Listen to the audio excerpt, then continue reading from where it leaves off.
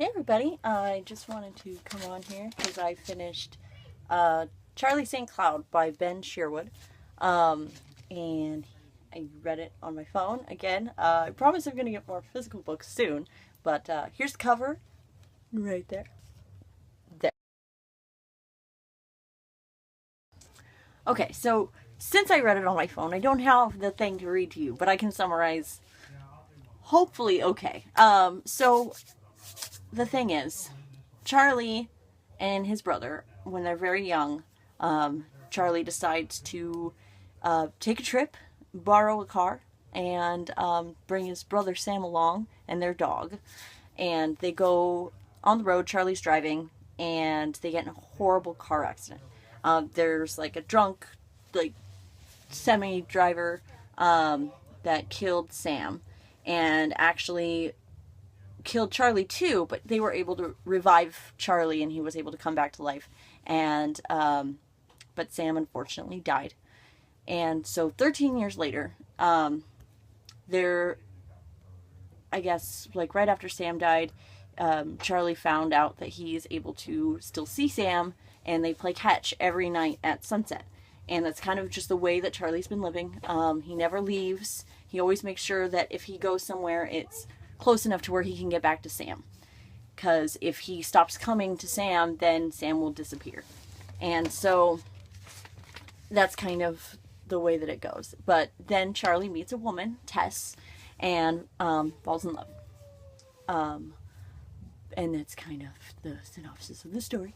I fell in love with Charlie. Like, I loved him. He was so, just from the beginning of the novel all the way through, I just loved that he was so selfless and so pure-hearted and caring, and he just always wanted to do the right thing. He was like the ultimate good guy.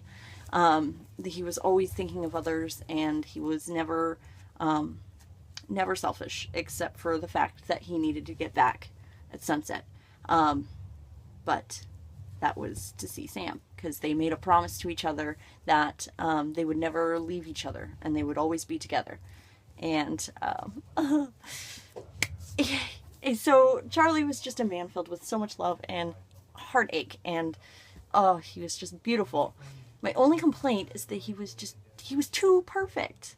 Like, he was kind of lacking a little bit of edge. Not that I needed him to be like a jerk, but I needed him to be kind of selfish sometimes. I needed him to, like, get mad for no reason, or just, be a whole complete man. Because the thing is, I have never met a man that is both beautiful and completely selfless.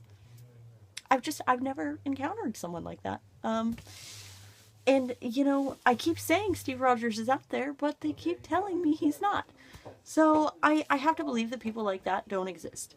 So maybe if he was a little bit more rounded, a little bit, had some not so likable qualities about him, that would be cool. But maybe, maybe Charlie just really doesn't have a selfish bone in his body. Maybe he's just a really nice guy. I don't know.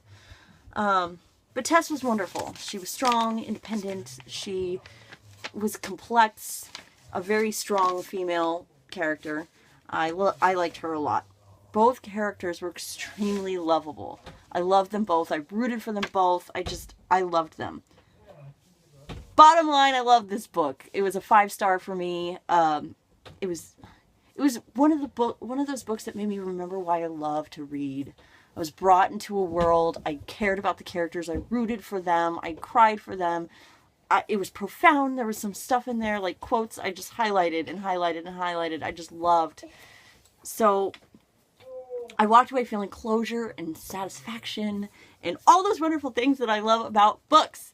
So thank you, Charlie St. Cloud, for reminding me why I do this, why I love reading and getting into other worlds. So 5 stars. I don't know what I'm going to read next. Hopefully something really good, because now I'm on a roll. My disliking book streak is over. So yay! But we'll see what I pick up, and I can't wait to post more reviews and everything. So I'll talk to you later. I love you all. Goodbye. Goodbye.